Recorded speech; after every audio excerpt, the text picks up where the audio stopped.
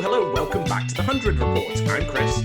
I'm Charlie, and today we are joined by a very, very special guest. I'm delighted to welcome the owner of the Multan Sultans. We've got Ali Khan Tareen.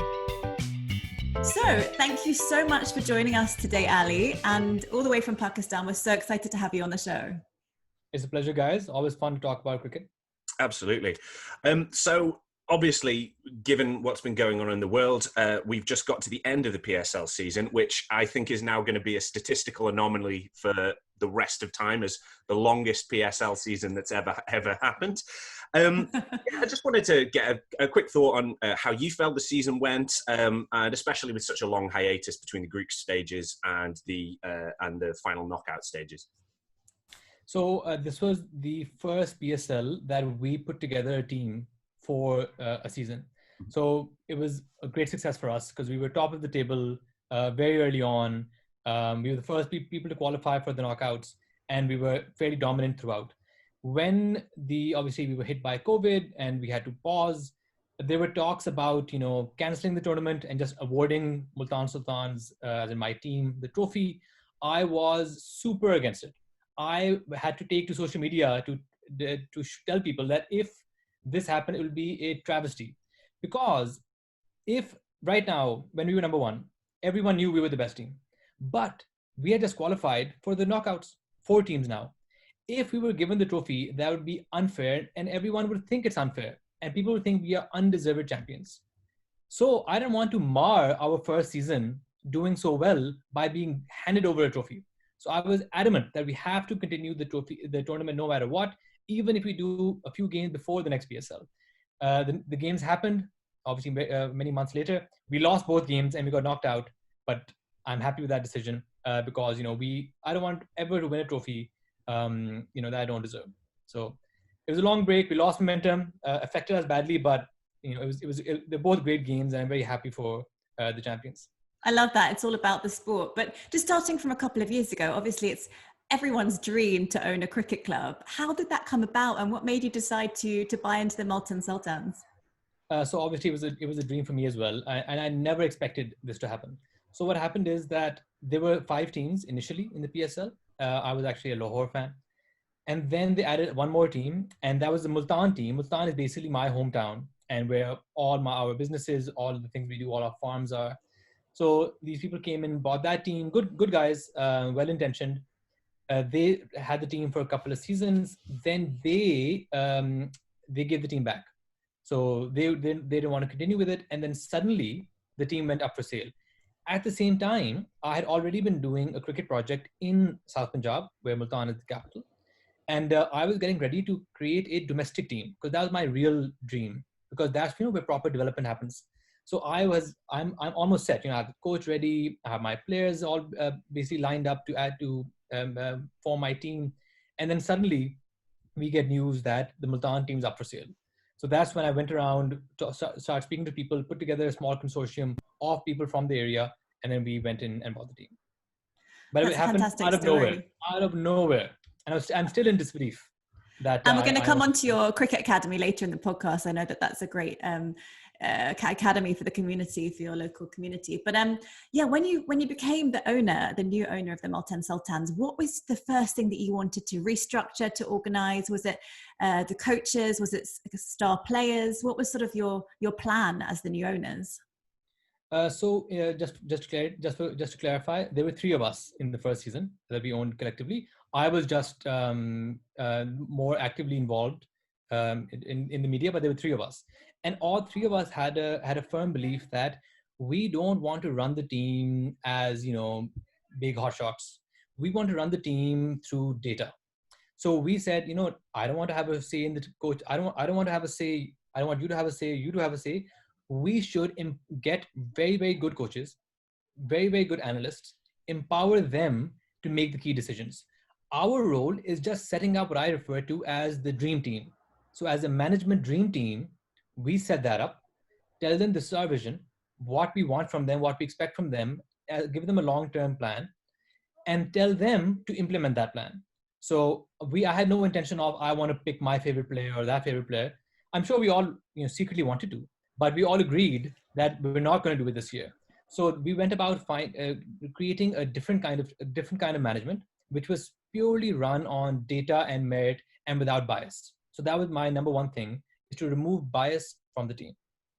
It's so hard because I know that we talk about this a lot, and especially when we were talking earlier about the 100 before that, before what happened with the 100 happened.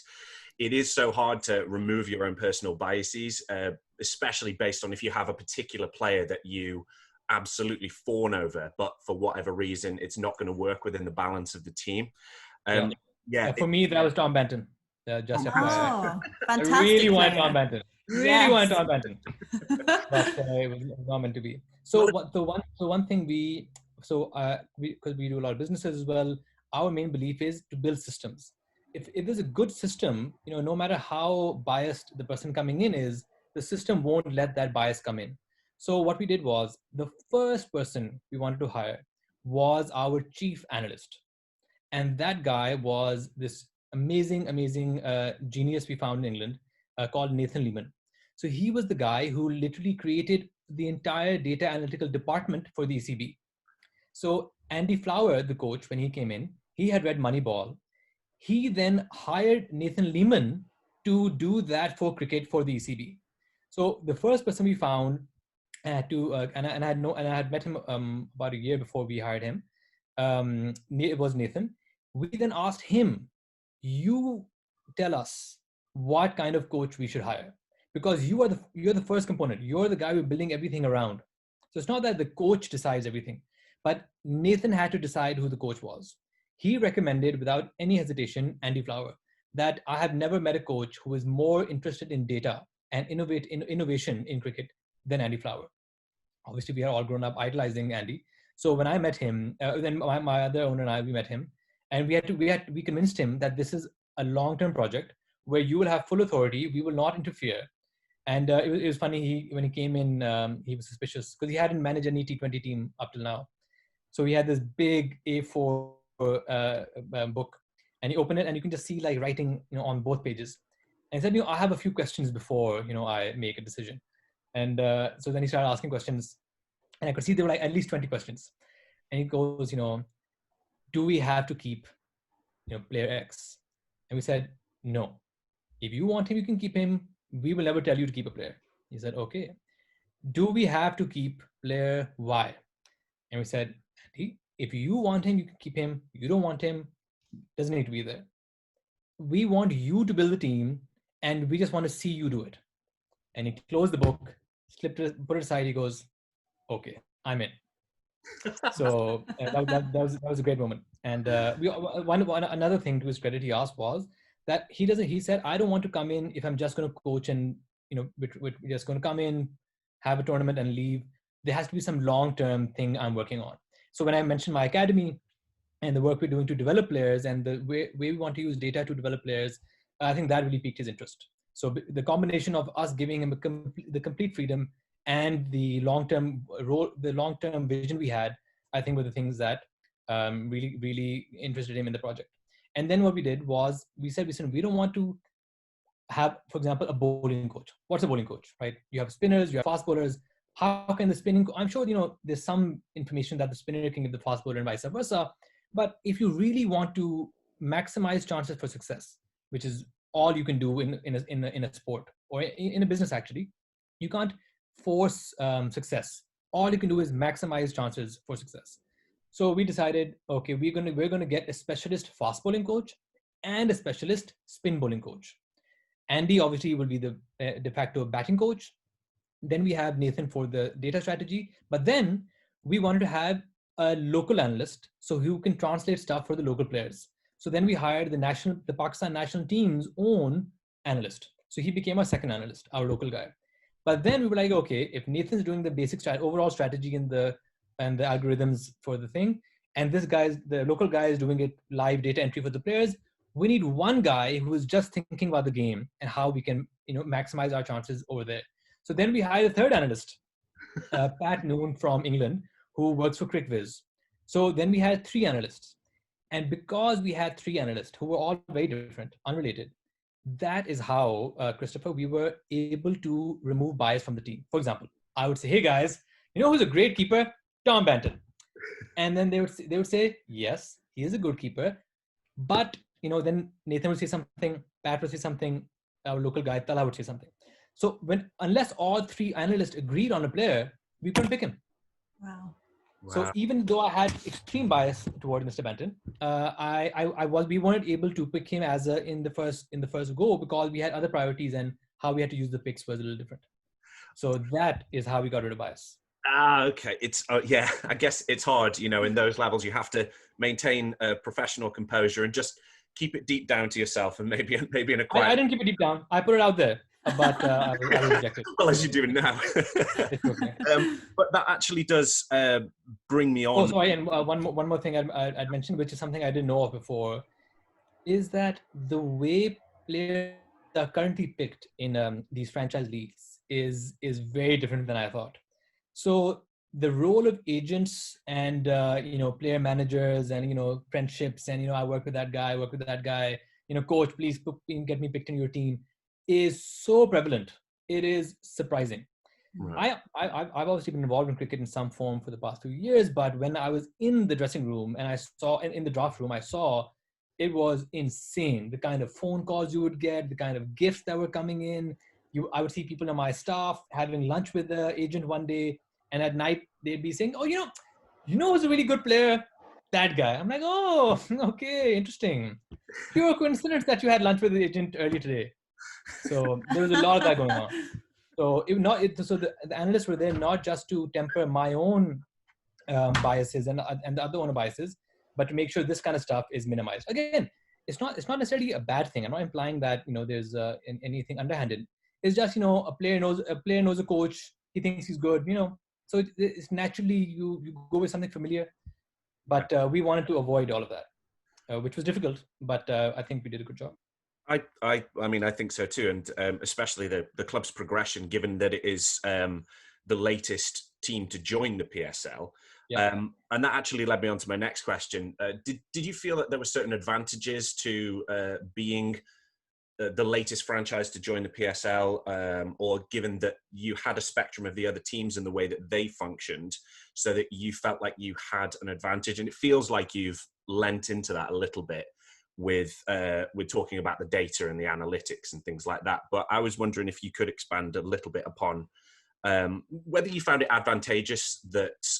So there was definitely a distinct disadvantage in that. So with the way PSL works and most of these franchise leagues works, it's a combination of local players and then 30-40% foreign players in your squad. In the current scenario, all the excellent local Pakistani players were already in teams. So we were left with the people who the other teams would let go of, or the up and coming young stars who are still a little raw. We had those guys to pick from. So the actual established current players, like most of the people from the national team, were already in teams and they were never going to be released. So that was definitely a big disadvantage. What we did, and I remember this is the first meeting we had. It was the start of a 9-hour-long meeting in England with all our draft staff there, and we started thinking, okay, this is the squad we have. How one would think that, okay, we had to talk about retentions. We had to retain 8 players, and we think, okay, I think we can retain this guy. I don't wait. Let's not get bogged down by who we currently have. First, let's talk about what we want to build. So I put on, took out a blank piece of paper, and I said, analysts, coaches, everyone, you guys first, let's decide what a winning team looks like. Forget player names. Just tell me what it looks like. So, okay, we need 2 openers with a high strike rate in the power play, right? That's what we have. Ideally, you want to have at least 1 left-hander in the opening, if not 2. So we put those down. And we go, okay, then we need 5 batsmen, then we need these many all-rounders. We need 2 people who can bowl at the death. We need 2 people who are good in the power play. We need wicket-taking spinners in the middle, a spinner who can take it away from both the left-hander and the right-hander, so naturally a leg spinner, and so on. So we made a basic formula of what an ideal team looks like based on previous success in the PSL. So the one advantage we did have, again, every team had at the time, was the past 4 years of PSL data. So we said, okay, to win PSL, this is the kind of team you need. And then we said, okay, in this ideal list, who do we have who fits the bill? So, we had people like James Vince. We're like, okay, that's a guy who has a great strike rate in the power play. He's the guy we want in our opening team. He goes in. All right, now we need, X, Y, Z. So we have these very good young fast bowlers from Pakistan who's good at the power play, and at the death, he comes in over here. So off that list, we started filling in names of people we had, and that's how we decided our retentions. So, for example, we needed a spinner who could spin both ways and was effective with the bat, 8 and below, Shahid Afridi. So that's why, even though obviously he was getting gone with age, we look at his stats. Stats were amazing. He was super economical as a leg spinner, and he still had it with the bat. A good batsman plus is going to win you 2 games in a tournament. Even Andre Russell wins you 2 games in a season. So we said, okay, Shahid Afridi, good stats, goes in. He's our number 8. So that's how we work towards building the team. And then we decided, okay, now the retentions are done. Let's talk about trades, who we can get in. Then we said, okay, ideally, if we can get him in trade and know what we have before we go into the draft, that's ideal. So we tried to do some trades. Most of them didn't pay off because obviously the guys we wanted, the other guys wanted to keep. So then we went into the draft thinking that we need to fill these spots. So what I find, and when I saw the draft of the 100 and the IPL auctions and all of that, it's very. I'll take the 100 draft as an example. Mm-hmm. It was fairly chaotic in the first few rounds because Yes. there were some players who weren't picked, and suddenly people were like, oh my god, that guy wasn't picked. We should pick him. And it was when that guy picked him, then the other guy's plan expectation that he changed and he wanted to pick someone else. So what we had done was we had gamed it out completely. So with the 6 teams, and obviously all the picks are numbered, we gamed it out that in every situation our plan is set. So Nathan had a very, very complicated sheet going down, like a decision tree. Like, okay, if we get this guy, then this is the plan. If this doesn't happen, we go here. That doesn't happen, we go here. And so you guys could have gone in and done our draft for us. It was so planned out. So, for example, we said in the first 2 categories, we want the best overseas batsman available who can bat in the top 4. Mm-hmm. So if it wasn't Jason Roy, that's fine. It's going to be, if it's not going to be Moeen Ali, it's going to be Jason Roy. If it's not going to be Jason Roy, it's going to be Chris Lynn, and then so on. And we had people all the way till 6. So, we were definitely going to get one of those guys. So we got 2 very good batsmen in Moeen Ali and Riley Rousseau, and they, were phenomenal for us in the top 4. Riley scored a very, very memorable century. The 100 draft we watched, and it was chaotic is definitely a way of putting it, and it was so confusing, and it just showed that the analytical approach is so important to do your research before a draft, because like you said, if one player from that category is gone, you've got the next one lined up straight away, and you only have a sort of limited time to be able to fill your slot. So that's fantastic that your approach is so data driven. So even in the Pakistan draft, everyone have a 2-minute limit in the beginning, and obviously when we would pick a guy and then we'd be seeing everyone else pick, and right before it was our turn, the person before would pick someone. We said, oh, he picked that person, so we're going to pick this guy. So we'd be ready with our paper. Whereas everyone else, they would give in the paper right at the last second, and then be talking and discussing, and we're looking at them like, but why? You knew which number you were. You knew the categories and the players. Why are they taking so long? Because people were live thinking like, oh, I think we should pick this guy, which I found was very odd. So I know you might not be able to give too much away, but for the next draft coming up, do you have anyone that you have your eye on, whether it's with your bias hat or your data hat? Do you have anyone that's put their name in the mix recently that you think, oh, they'd be great for our team? So I'm not going to give too much away, because I like to keep my cards close to my chest. But there is a young English wicketkeeper whose name sounds like Santon, who I would be quite interested in. I don't know who you're talking about. I'll have to think about it. Don't want to give too much away, but I think it'll all make sense come December. Okay, I think we understand each other one a bit.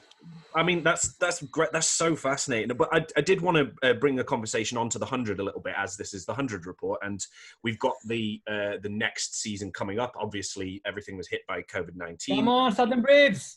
Yes. we had this conversation back and forth, and I felt duty bound because I'm from the north that I had to pick a northern team. But structurally, the Southern Braves had such a strong squad.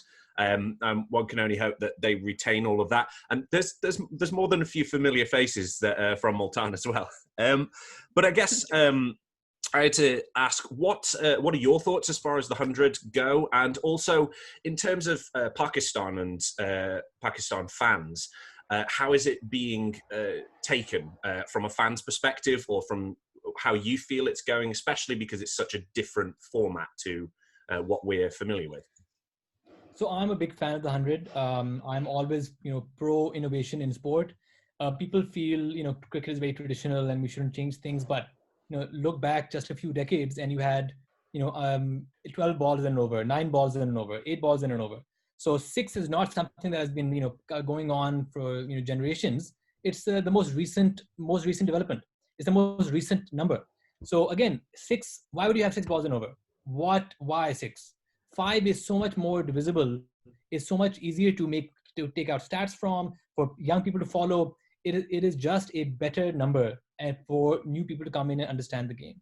So I have no issue with some of the changes, and it's also not changing sides every time in Pakistan, because most of the games we play are like casual street side games. We don't change sides after every over anyway. So this is a very welcome change from you guys. And so all the innovations are happening, even in the 100 and even in the Big Bash now, with the power play being 4 overs and stuff. I'm all for that. I've also thought about it. I have an idea for where cricket should go in the future, which I'm going to share with you guys. But again, this is a big secret, so you can't give it away, right? So my suggestion for cricket future. I know I'm getting off topic, but I think that I want to mention it now. My secret plan is that people obviously love Test cricket. Test cricket is not going anywhere. It's the pinnacle of cricket, and that's not going anywhere. T20 is up and coming, new format, short format. People love it. The middle format now, which is the 50 over game, is not no here nor there. So I suggest scrapping the 50 over game and replacing it with a double inning T20. So you're getting the double inning element of the test, the strategy of that, plus T20, what people love and are familiar with. Nothing is more boring, guys, than the middle overs of a 50 over game. No one watches it. People tune off. People go for food breaks, coffee breaks. No one cares about the middle overs of a 50 over game. I was there for the World Cup final, which was the most exciting one-day game, in living memory. And the first inning was super dull. Super dull. No one wanted to watch it. It was all about the end. No one cared about the middle. In a double inning T20, you're going to watch it because it's the ending of one break and then the starting again. So power play and death twice. And that's I have to say, I love that idea. I'm with you, Ali, on that. So let's get cracking with that new plan. I love that. This is my secret idea. I'm going to hopefully do it one day somehow. I don't know how. I don't know when. But quick patent it before someone else takes it. Quick. Gotta do it. Doubling T20, have substitutions in there. Make it exciting. Yeah. Well, I was going to ask you which team you're going to support for the 100, but you've definitely answered that one already, and I'm very, very pleased with your answer. But I'd briefly like to talk about your cricket academy in South Punjab, because it's an amazing story. I know that you're so connected to the community. When did it start, and are you sort of feeding Multan Sultan teams with cricketers that you found through your academy? So the academy started about 3-4 years ago, and the original goal was just to give the local people, local players, like good facilities to come and play and practice and play, because I like playing myself. So I wanted them to have a place where they can also play. So there's a cricket ground, 4 nets, different kind of pitches. So, you can practice against different things. But then when I started realizing that a lot of professional cricketers don't have a proper academy or proper net facility to practice or to improve their game. So when I mentioned we use data a lot, there are 3 ways we use data. First and foremost, and most important, is in the draft, to pick the right players. But then we have time from December till Feb for when we can improve the players. So our team is ready in December. We know these are our death bowlers, these are our power play bowlers, this guy's going to be the opener, this guy's going to bat at the death, and so on. So what we do with the local players, especially the up and coming young emerging players who don't have that experience, we bring them to the academy with some of our Multan Sultan coaches. So, for example, Azhar Mahmood, who was our fast bowling coach, he came to our academy a month before PSL with our fast bowlers, and they worked on stuff live before the tournament based on data. So we have one of my favorite bowlers is a player called Mohammad Ilyas, 21-year-old, young, super fit, super nice guy, very, very skillful. So we decided he's going to be our death bowler. Normally he had bowled in the power play and he had done well, but to be a death bowler against, in crunch situations, he has to have, variations. He has to be able to hit the yorker when he wants. He has to hit a wide yorker, a slower one, all of that. So we worked on, we saw the data. We saw his average, his economy for attempted yorkers is very low. So he hits a lot of beamers. So we started working, we put him in charge, we put him with our bowling coach, and they started working on improving his yorkers and his slower deliveries at the death. So we were using data to improve players between the draft and the tournament. So that was the second way we used data. And the final way would be during games and before games, we would use data to make matchups. That, okay, this guy is weak against left arm spin. This guy's weak against medium pace. This guy's weak against the short ball. So we would use data to make matchups during the game. And even during the game, we would see, okay, things aren't going our way, or the pitch doesn't behave like we wanted to behave. Because we have live Hawkeye data, we know how the ball is performing. So then during the game, we were able to signal to the team of, new plan. And this is what it is. So we use data in these three ways, and that's what made a difference, not just in recruitment. So the academy was super handy in the second part, which is what we use to develop the players and improve them before the tournament. And I think that gave us a big edge. So one player, Khushdil Shah, just as an example, we saw that his offside, he barely hits on the offside, especially sixes. He hits probably the biggest sixes in Pakistan right now. He actually in the last month scored the fastest century in the history of Pakistan in 35 balls. So he's a huge hitter of the ball. And he hit the most sixes in the entire tournament. He's the young guy, but huge hitter. Anyway, so he wasn't hitting on the offside. And so when our coaches were there in the academy, they're watching him bat, and both I was standing next to them. Still a big privilege to stand next to these such informed and experienced coaches and just hear them talk about players. Amazing. So they're like, why is his legs, why is his stance so wide? Why is he such crouched down? Because his bat flow isn't going that way, and that's the delay. Anyway, so they reasoned, and they reasoned that his bat is the wrong size. So they went up to him and they saw his bat. He's a short guy. He's strong, but he's short. His bat was about a foot longer than an average bat. And we were like, but why do you have this bat? Oh, he said, because Darren Sammy gave it to me. So we flipped over, and there was like Darren Sammy had signed it. And he goes, he hit such big shots. I thought I'm gonna hit. I said, yeah, but Darren Sammy and you, there's a big difference. So we got him a regular size bat.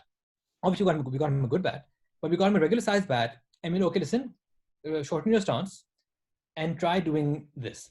He tried doing it, came off, did it again.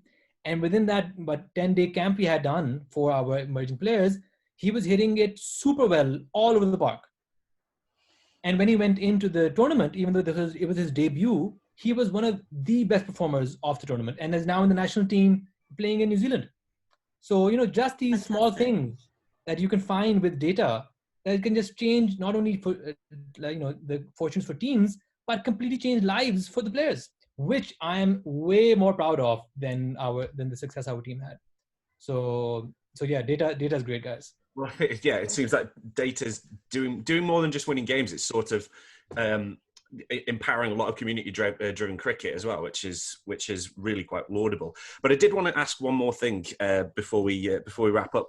I know you're an advocate. I refuse to wrap up before we talk about women's cricket. I'll promise. We will talk about women's cricket, and I'm here to talk about that. So that's not going anywhere. What we wanted to talk about. I know you're an advocate for women's cricket, and I just wanted to ask your thoughts on how the scene is, and even especially because it's data-driven or anything like that. Just your thoughts generally on what's going forward, because obviously we're very excited about the women's 100 team. and how it's being given as much status as the men's teams, which I think is magnificent for cricket. For Wonderful, women. absolutely Just wonderful. wanted to hear your thoughts on it. So in Pakistan, the issue is that women's cricket doesn't get the interest or the respect it deserves. There's some absolutely wonderful cricketers coming up in Pakistan. But as an example, I mentioned there in Pakistan there are 6 domestic teams. It's gone through a big restructure, and there are only 6 teams, so 6 provincial teams. So the quality of cricket has gone way up because everyone's basically a test player who's playing, or you have these really high potential young players. But for whatever reason, women's cricket is not under the same structure. Women's cricket is a separate 4 teams thing that play their own tournaments separately. They're not part of this. They're not part of the grassroots development. It's like a separate project. So I've been advocating to the PCB that they should mandate all 6 provincial teams in Pakistan to make their own women's team. Not that you have to make it, let's say in a week. Tell them, hey guys, you have 1 year, and 1 year later when the season starts, you are all expected to have a women's team. The women will play this tournament and the winner will get, X amount of money or funding or whatever, some benefit. You have to incentivize it. Once these people are incentivized, they will go out and make women's teams.